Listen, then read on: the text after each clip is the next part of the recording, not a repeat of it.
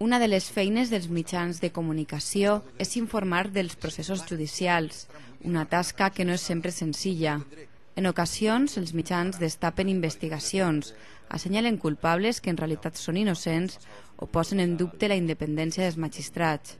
L'administració de justícia, pel seu costat, filtra notícies i a vegades fa públiques informacions i opinions abandonant la seva independència. Sobre esta relació s'està parlant a València en la 5ª edició de les Jornades Nacionals de Justícia i Comunicació.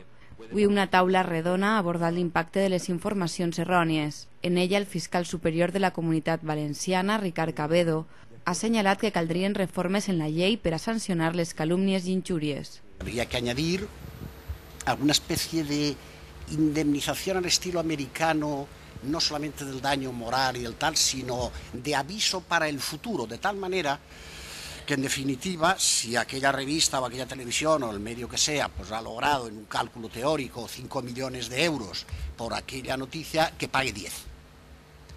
De manera que en el futuro se lo pensará.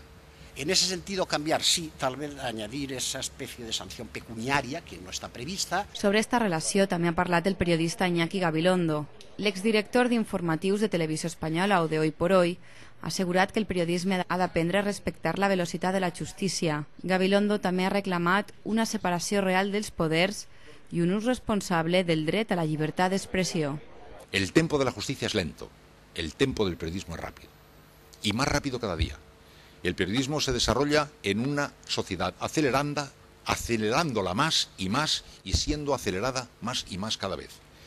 Y la justicia, mientras sigamos queriendo, y lo queremos, que se sostenga en principios garantistas, necesitará los tiempos de las comprobaciones, las confirmaciones y las sedimentaciones de las cosas. No hay ninguna ley que pueda resolver el conflicto entre el periodismo y la justicia al margen del cumplimiento de la ley.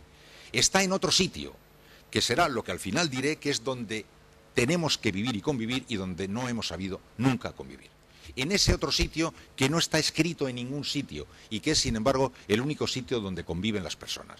¿Cómo puede convivir el periodismo con la justicia si van a manejar tiempos diferentes? Pues sabiéndolo